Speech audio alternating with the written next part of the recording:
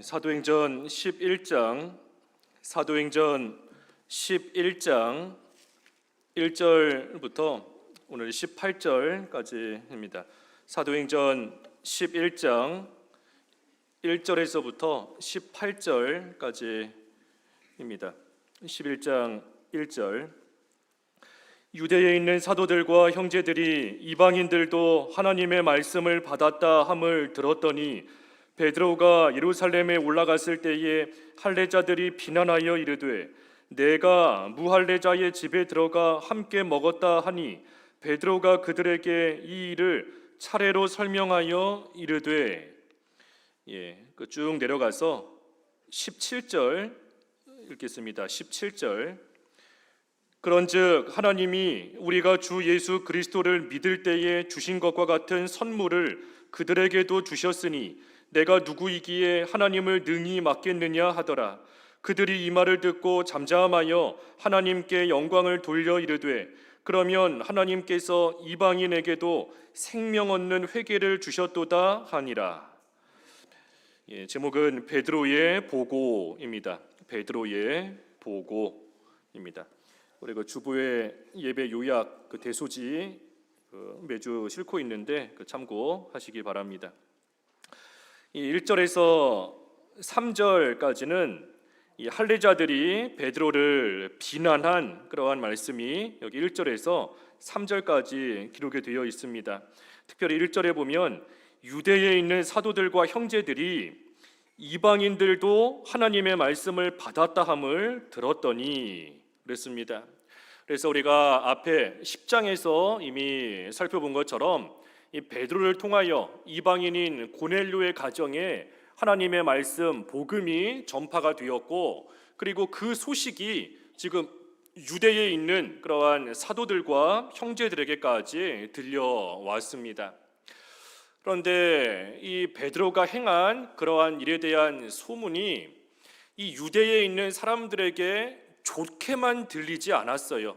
그 밑에 2절과 3절에 보면 베드로가 예루살렘으로 올라왔을 때 할례자들이 베드로를 비난했다 하는 것을 보면 이 베드로가 그 고넬료의 가정에서 행한 그러한 일들이 이 좋게 소문이 나서 들린 것이 아니라 이 좋지 않게 안 좋게 소문이 나서 유대에까지 그 소문이 지금 들려오게 된 겁니다. 베드로가 행한 일, 할례자들과 무할례자가 함께 식사를 하며 함께 교제한 일, 그 일이 그 당시에는 옳지 않은 일로 여겨졌던 그러한 때입니다. 그러니 베드로가 그런 일을 했다 하는 소문이 지금 유대에 들려왔어요. 베드로가 직접 와서 자기가 한 일을 전한 것이 아니고 사람들의 입을 통해서, 이 사람의 입을 통해 저 사람의 입을 통해 베드로가 행한 일이 전해지고 전해져서 결국에는 유대에까지 그 소문이 미치게 된 것인데, 베드로가 행한 일에 대해서 잘못했다, 베드로가 옳지 않은 일을 했다, 그런 소문이 지금 유대에 먼저 전파가 된 겁니다.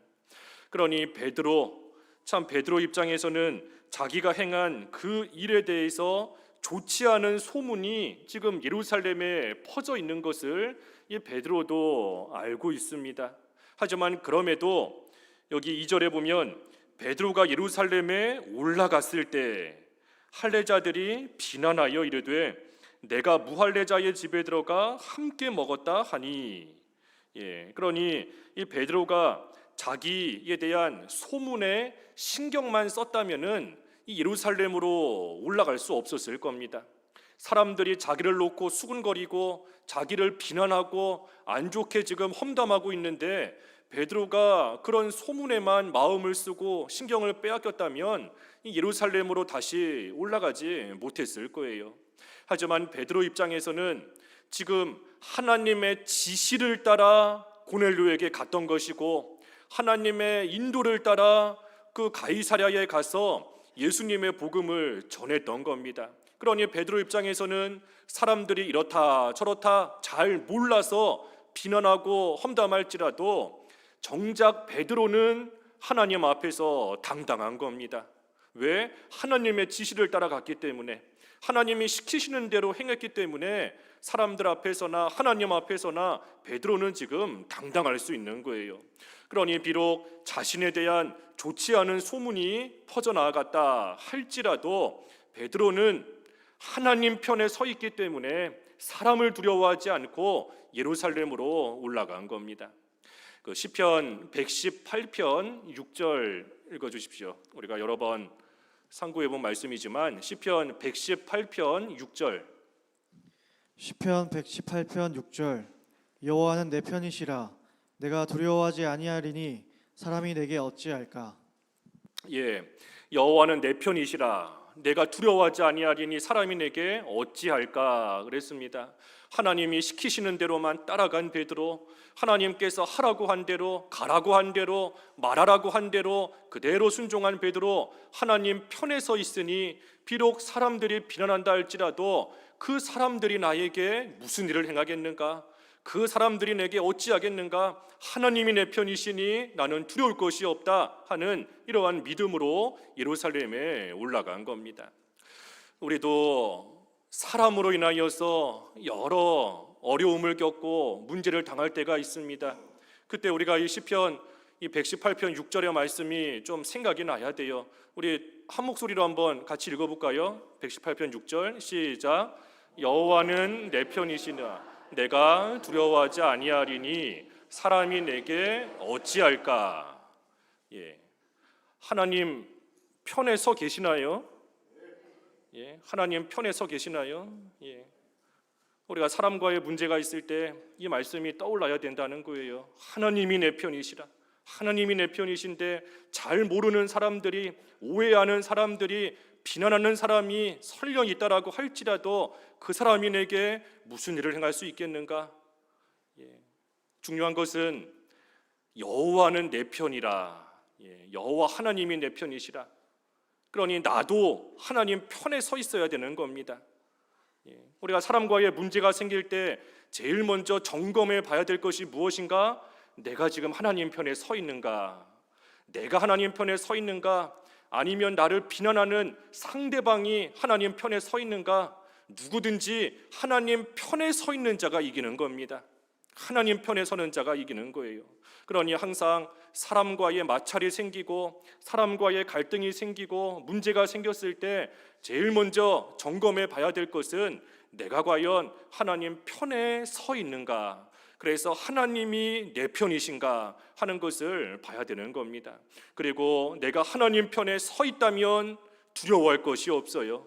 하나님 편에서 하나님이 도우시고 하나님이 지키시는 것을 굳게 믿고 우리도 어디서나 당당하게, 담대하게, 용기 있게 전진해 나아가는 겁니다.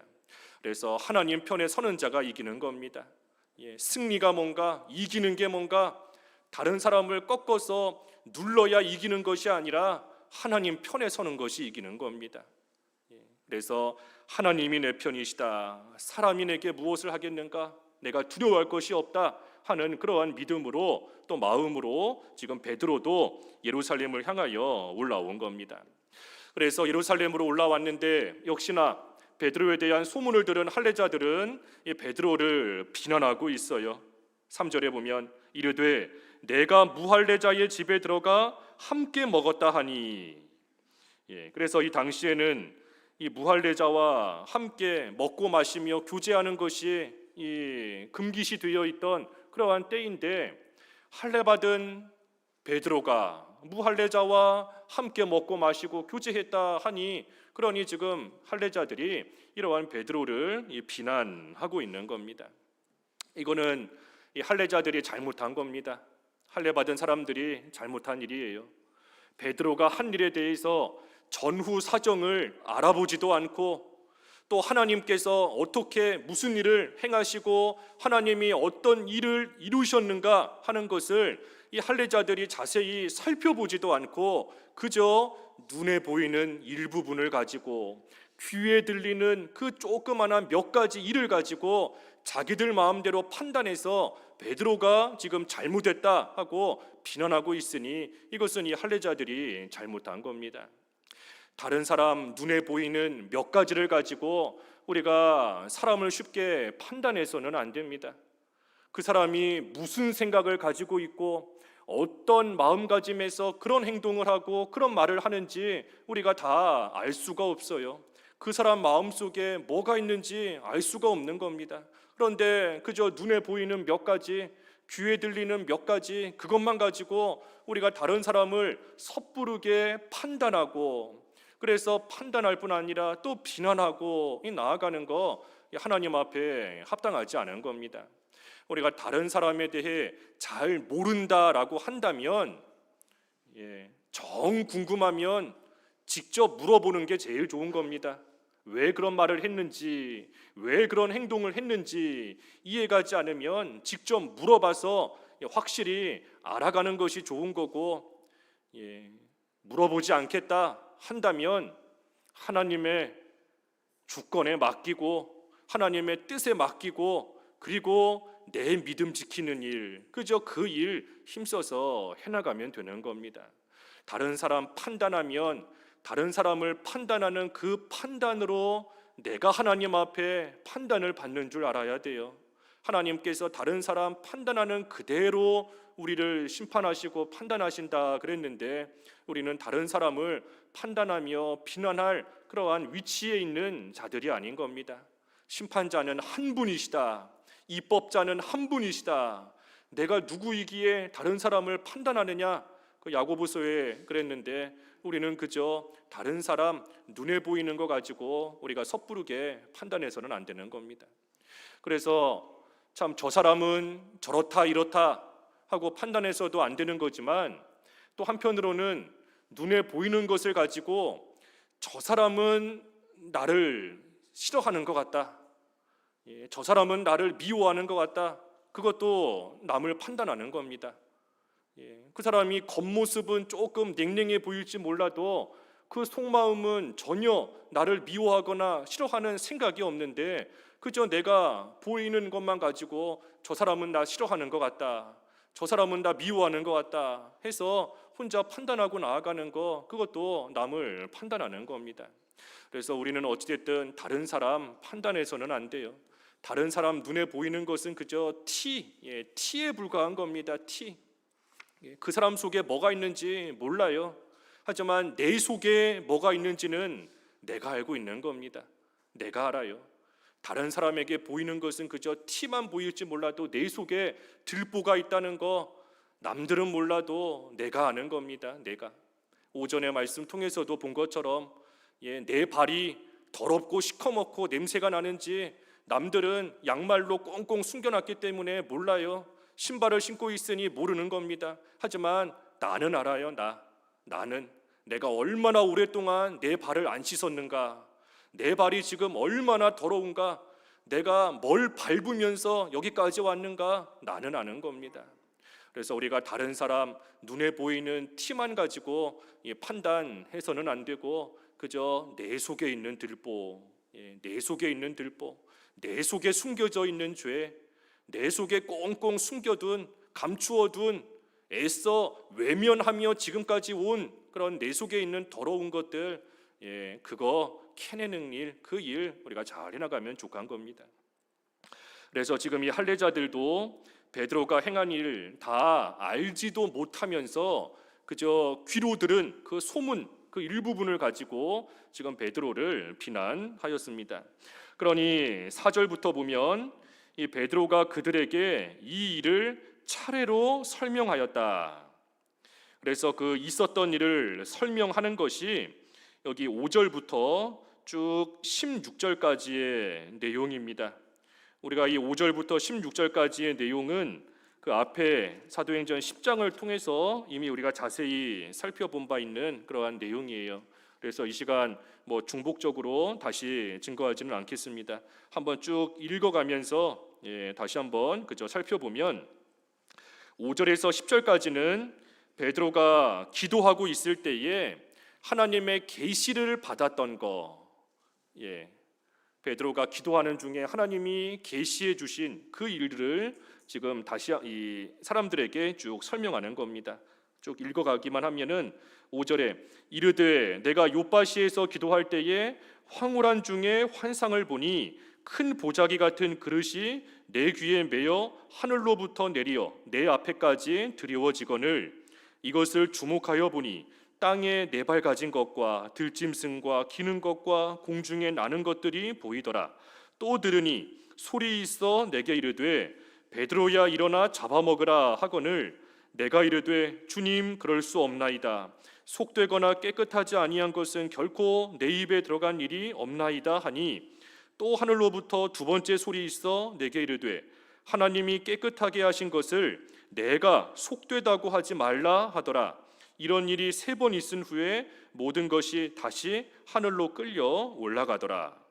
그래서 베드로가 기도 중에 하나님께서 환상으로 계시해 주신 그 있었던 일을 쭉 설명을 하고 있는 겁니다.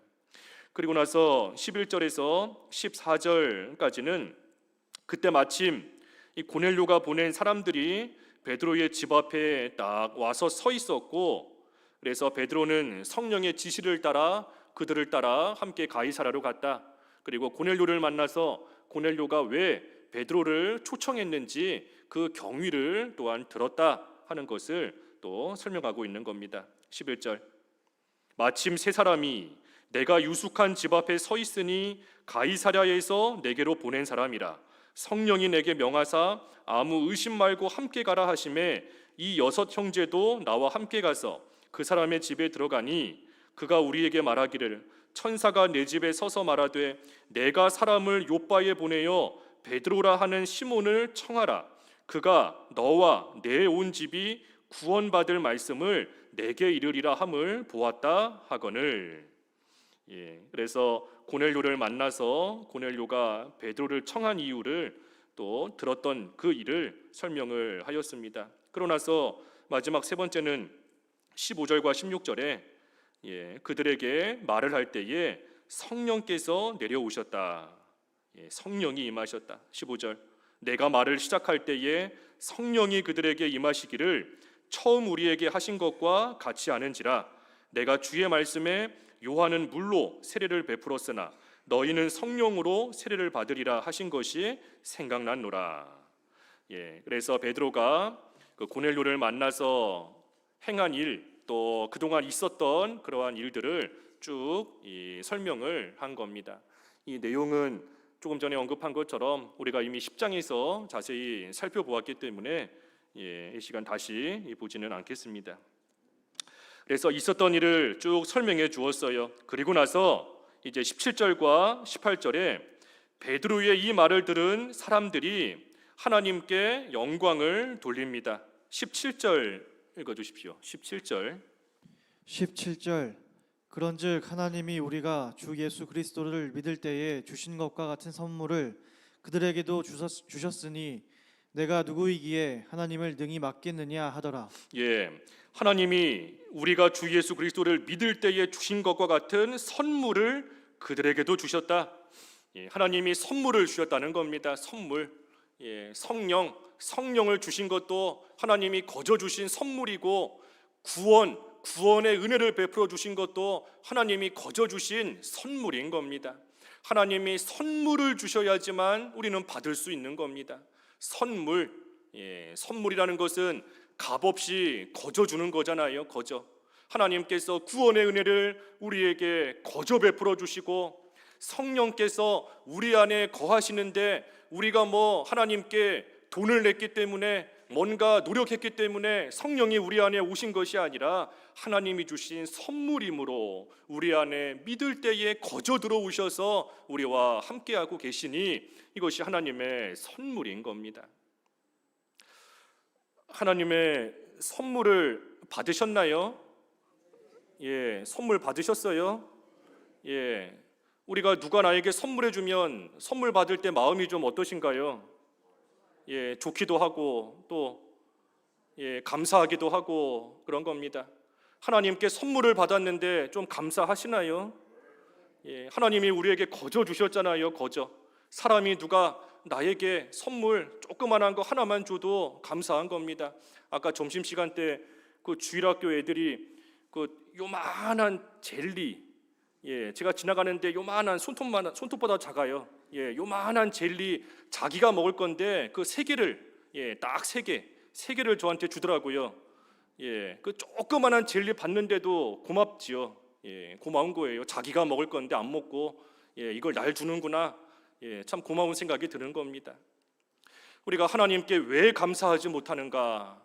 하나님께서 우리에게 선물을 이미 주셨는데 우리에게 값없이 하나님께서 귀한 선물, 그 선물 한 번 주시고 나서 다시 뺏어가시는 선물이 아닌 겁니다. 다른 그 누구도 뺏어갈 수 없는 귀한 생명의 선물을 우리에게 이미 주셨는데 우리가 왜 하나님의 그 은혜에 우리가 감사하지 못하며 살아가는가? 선물이 선물인 것을 모르기 때문에, 하나님이 주신 선물이 얼마나 귀한 것인가 하는 것을 모르기 때문에, 또는 하나님께서 너무나 많은 선물을 주시니, 하나님이 너무나 많은 은혜를 베풀어 주시니 그 은혜에 이제는 너무나 무뎌져 버려서 하나님이 주시는 은혜를 그저 당연하게 여기고 당연한 거 받는 것처럼, 그러니 하나님께서 좋은 거 안 주시면 왜 안 주시냐고 원망이 나오고 불평이 나오는 겁니다. 선물의 의미를 모르는 거예요. 선물의 의미를. 그래서 하나님께서 나에게 귀한 선물을 주셨다는 거 우리가 생각할 때에 우리는 늘 감사하는 겁니다. 아까 우리 찬송가 몇 장이에요? 444장이었나요? 그 찬송도 주의 은혜 내가 무엇으로 보답할까? 하나님이 주신 은혜에 내가 무엇으로 보답할까? 시편 116편의 그 말씀인데 하나님이 주신 은혜 내가 무엇으로 보답할까? 하나님이 나에게 이런 선물을 주셨는데 나는 어떻게 주의 은혜에 보답할꼬 하는 그러한 심정으로 우리가 나아갈 때 우리는 범사에 감사할 수 있는 거고 하나님을 위해 살아가는 그러한 삶이 될 수 있는 겁니다. 우리가 주를 위해 사는 것이 어쩔 수 없어서 하나님을 위해 사는 게 아니에요. 하나님을 위해 살지 않으면 하나님이 징계하시니 하나님의 벌이 무서워서 할 수 없이 하나님의 말씀을 순종하며 사는 게 아닌 거지 않습니까? 하나님이 베풀어 주신 은혜가 너무나 감사하니, 하나님이 주신 선물이 너무나 감사하니, 그러니 하나님의 그 사랑에 우리가 스스로 엎드려져서 그 사랑에 우리가 스스로 감격하고 그 앞에 꼬꾸라져서 우리가 자발적으로 하나님을 섬기며 나아가는 겁니다. 그래서 우리의 믿는 생활은 스스로 하는 거예요. 스스로 하나님이 주신 구원의 은혜를 깨달았을 때 우리가 스스로 하나님을 섬기는 겁니다.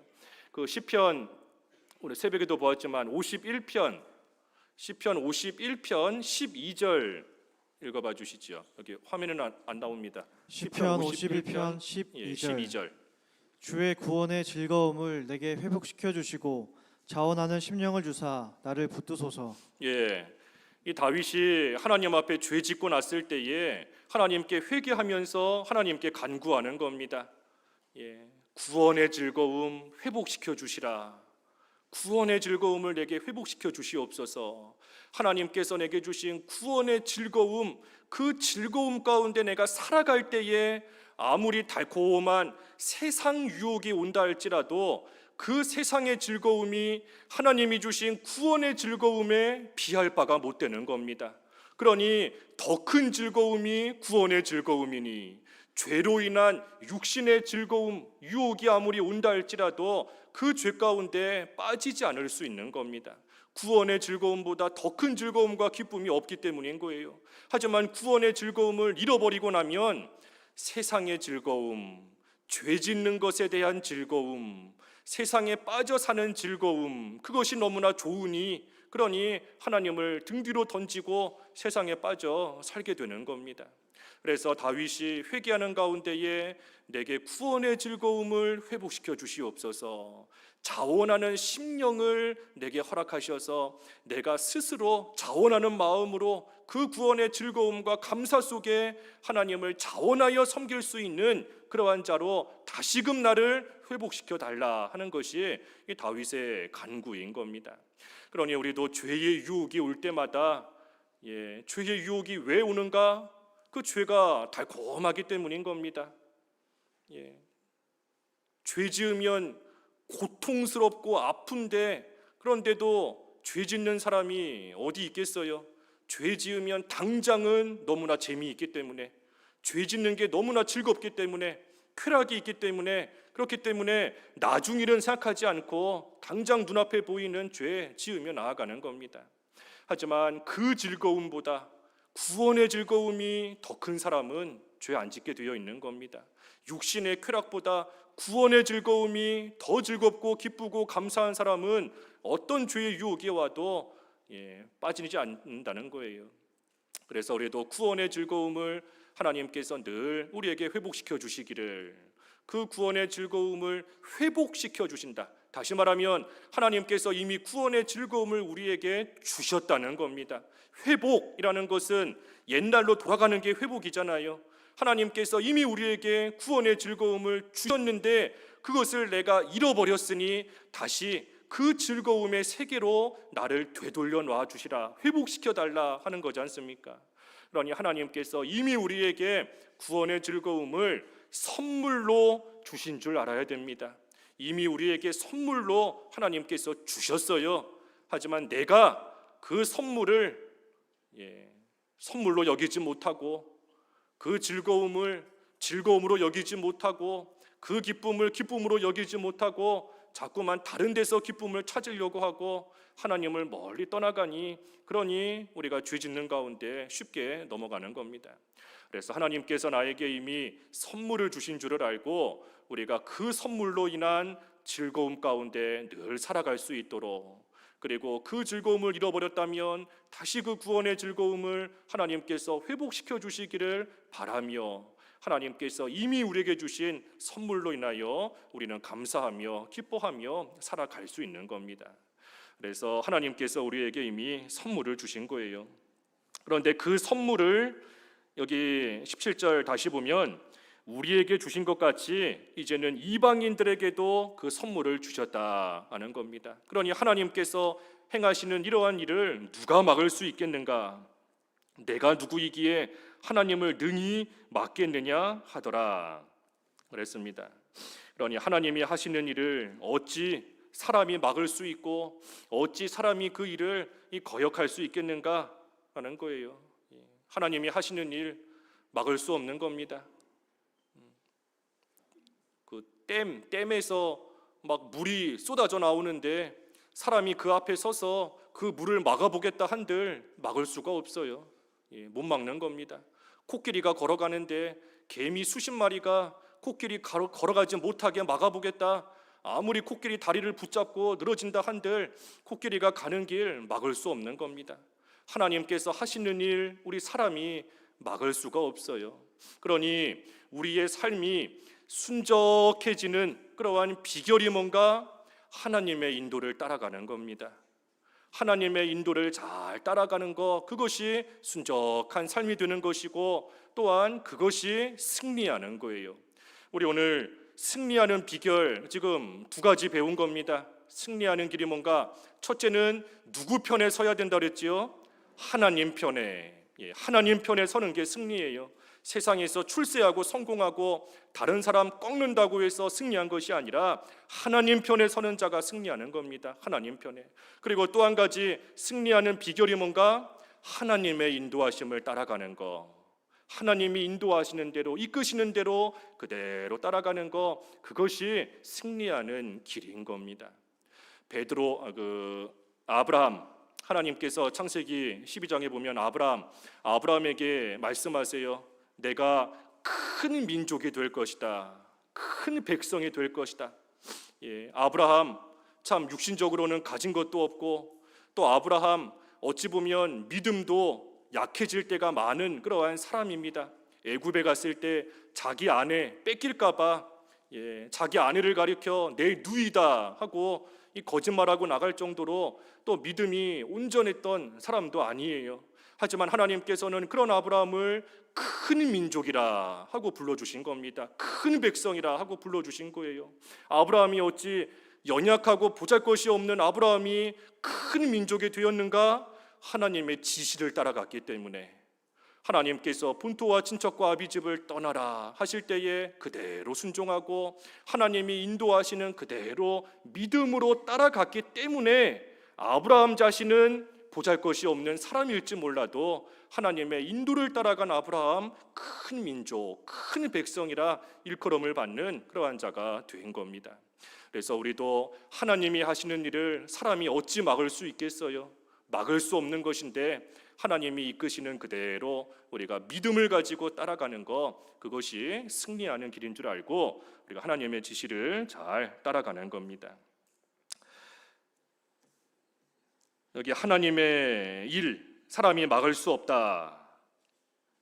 그러면 우리에게 어떤 일이 있을 때 이 일이 하나님의 일인가 사람의 일인가, 우리에게 무슨 사건이 생겼을 때 이것이 하나님께로부터 나온 일인가 사람에게서부터 나온 일인가 하는 것을 우리가 잘 분별할 줄 알아야, 그래야 하나님의 인도를 온전히 따라갈 수 있는 겁니다. 하나님의 일인 줄을 어떻게, 뭐를 보고 알 수 있는가? 여기 지금 사도행전 10장 11장 말씀을 쭉 보면 이 먼저는 하나님의 계시가 있었습니다. 하나님의 계시. 베드로가 고넬료에게 간 것도 하나님의 계시가 있었던 것이고, 고넬료에게 가라, 하나님의 계시가 있었던 거고, 고넬료가 베드로를 자기 집에 초청한 것도 하나님의 계시가 있었던 겁니다. 그래서 하나님의 계시가 있었기 때문에 이 일은 하나님의 일이다 하는 것을 알게 된 겁니다. 오늘날은 하나님이 우리에게 계시해 주시는 것이 이 성경 말씀이다 그랬어요. 성경 말씀. 오늘날은 성경 외에는 하나님의 다른 계시가 없습니다. 오직 성경만이 하나님께서 우리에게 하나님의 뜻을 가르쳐 주시는 그러한 확실하고 분명한 하나님의 계시인 겁니다.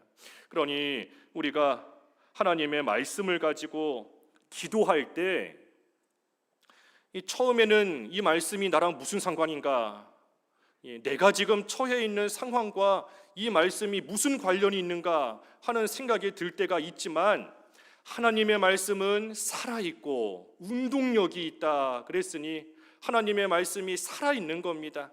그 말씀이 나와 무관한 말씀은 단 하나도 없어요.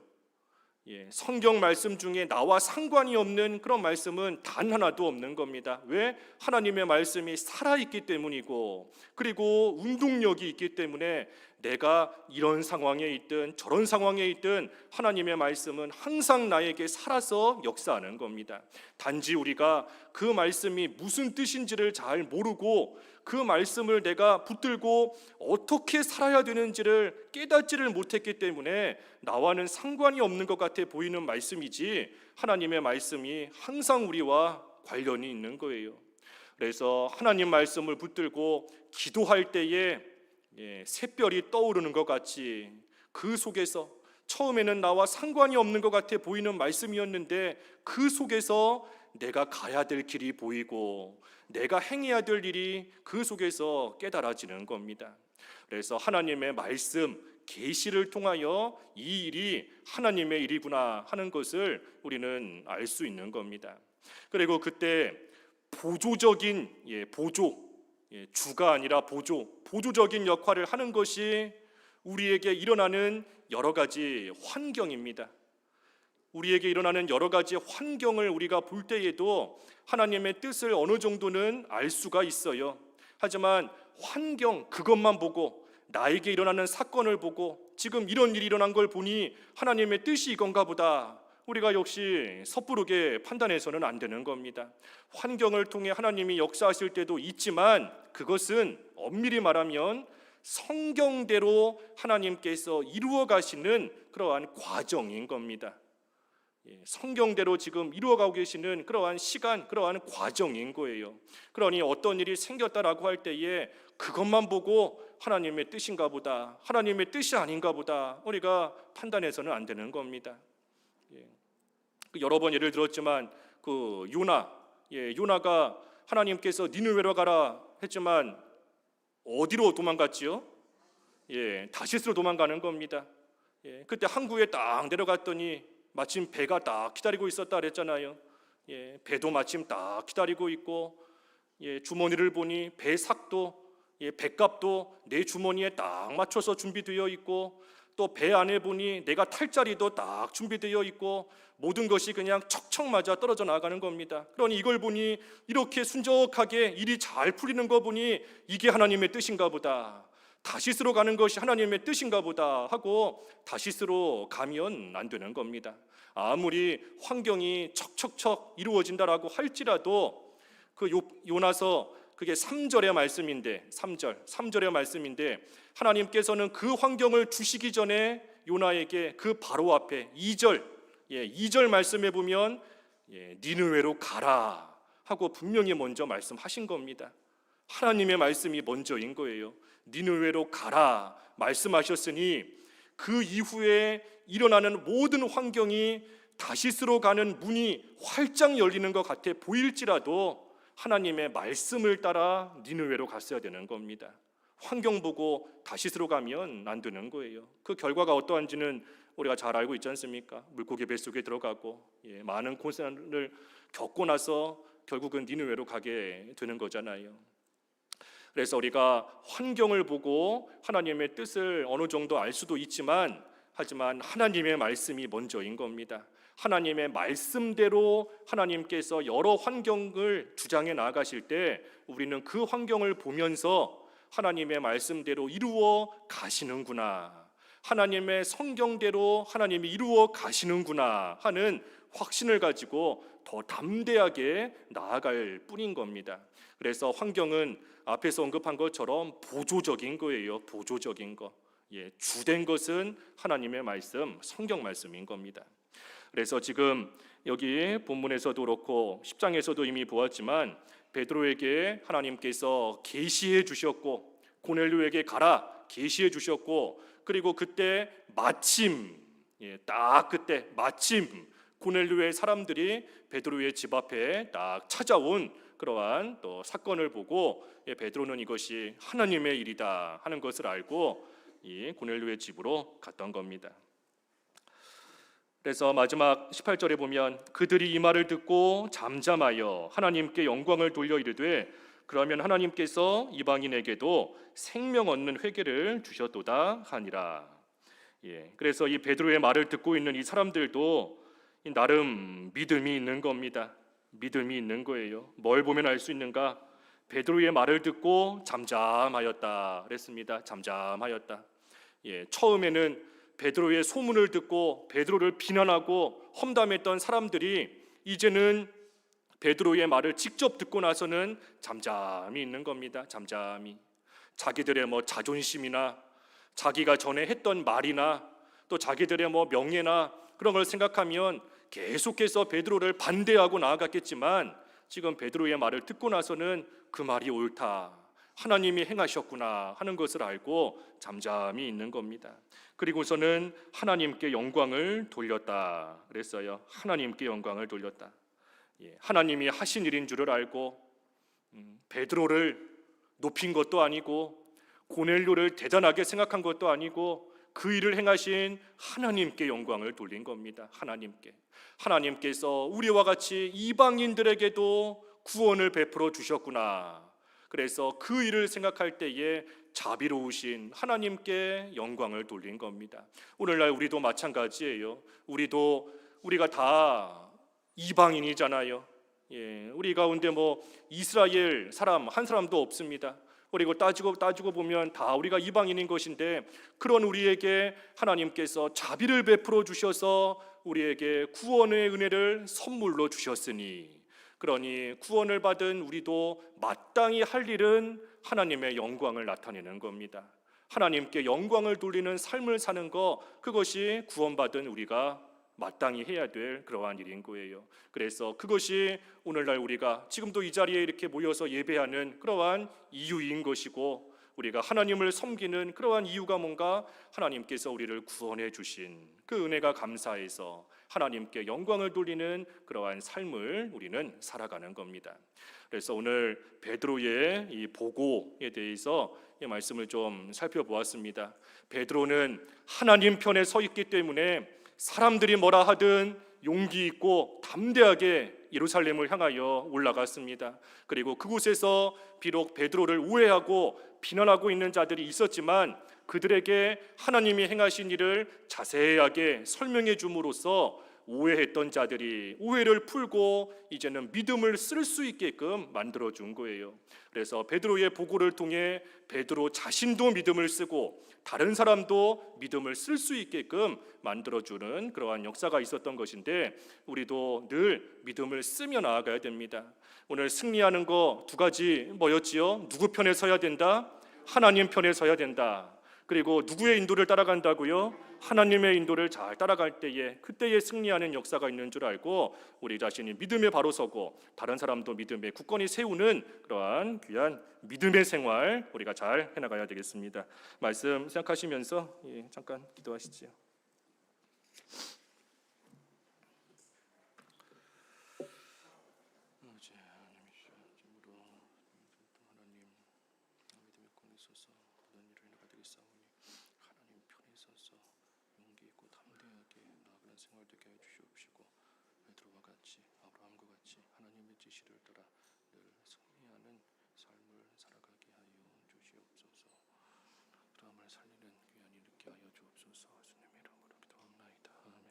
기도하겠습니다.